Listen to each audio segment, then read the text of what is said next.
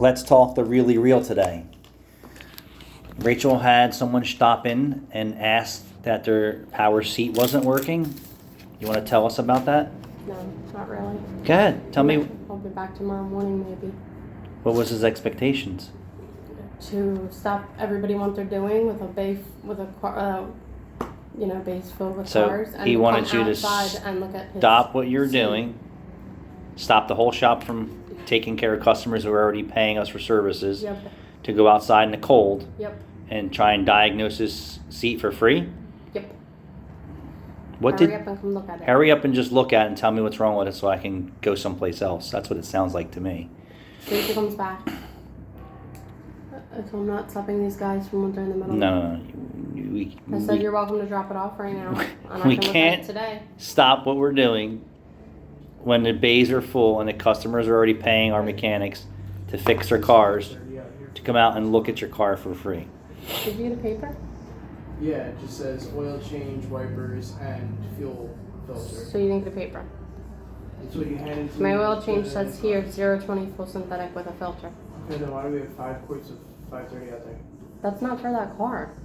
Isn't there a jug of Why do you have how many quarts of 530? 5 quarts of 530s out here. Mm-hmm. What car is What did you expect, Jude? The Chevy Sonic.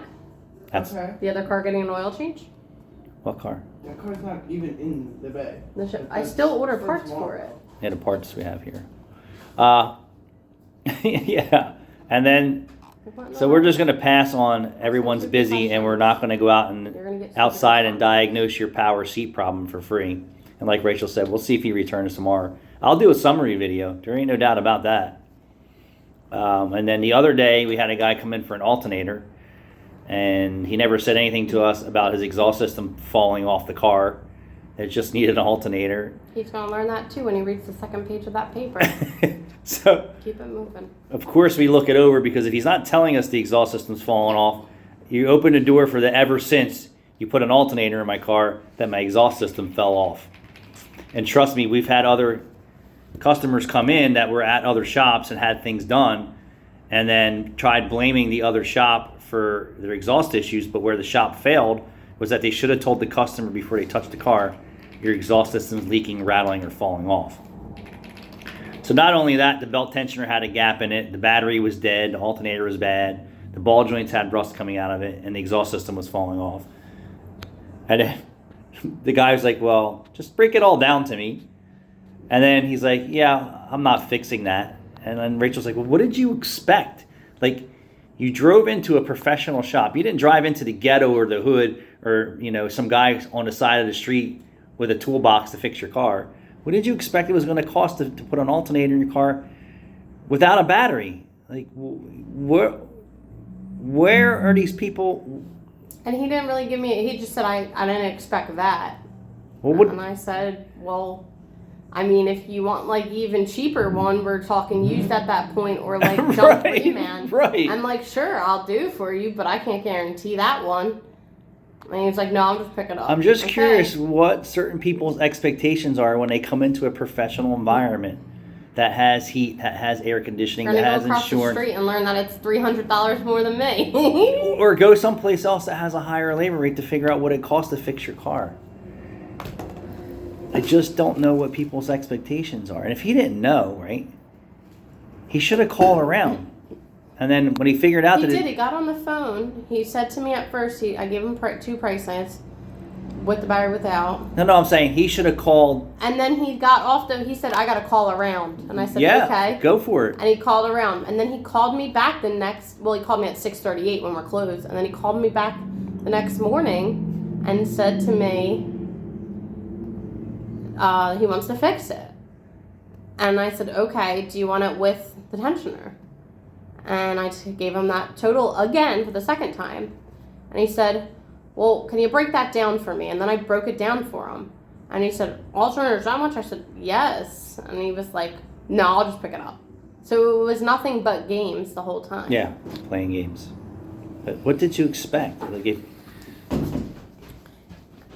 you wanted to get an alternator from Amazon or eBay for $59 and put it in and then it not work or overcharge or last the 3 days. We'll do it, but there's zero guarantee. Don't There's answer no the phone. warranty. Oh, yeah, I'm not answering that. Thanks for catching me on that one. Whose number is that? You got a new number. I gotta put it on my warning list. Well, that one actually says his name, so. And then, like, what was it, 2 weeks ago, the guy came in, I was at a meeting, or like, how much should we charge this guy for his muffler? And I was like, yeah, hook him up, $200. Parts and labor. He never came back. Who is going to put a muffler on your Ford F-150 for $200? Nobody. You probably can't even call a parts store and get the muffler for less than $200, not including labor. Like, where are these people going to get their cars fixed? They're not. They're laughing. Do they feel that our shop is, in their perception, the cheapest place in the world, but it's still not cheap enough for them when they show up? I don't get it. They really should just go to the dealership and ask how much and get a price before they even start hitting mom and pops and smaller shops. Like, just call the dealership first and save yourself a lot of aggravation. Yeah. Call the dealership first, get a price on tires, brakes, alternator, battery, 60, 90 Ks, oil changes. Then call your regular guy or a smaller shop. And then you'll really appreciate what you get in response. What did you expect? This video is called What Did You Think It Was Going to Cost? What Did You Expect? Well, I'm about to save this guy on a $2,700 converter, so there's that. Thanks for watching.